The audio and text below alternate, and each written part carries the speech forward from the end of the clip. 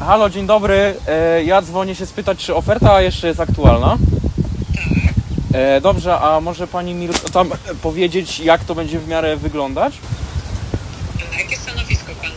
No na kelnera. Dobrze, ma pan jakieś doświadczenie?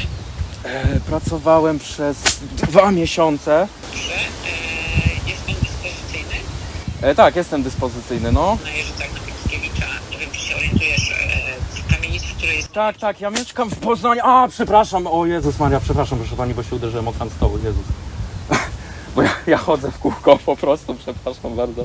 Tak, ja mieszkam w Poznaniu. Ja mieszkam w Poznaniu całe życie, więc ja wiem, gdzie to jest mniej więcej, no. Dobrze.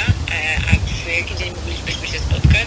Tak, żeby... Wie pani co, znaczy ja jeszcze nie wiem dokładnie, czy będę chciał się spotkać, będę chciał się spotkać, ale jeszcze nie wiem, bo muszę to ustalić tutaj z moimi kolegami i rodzicami. Dziękuję bardzo, do widzenia.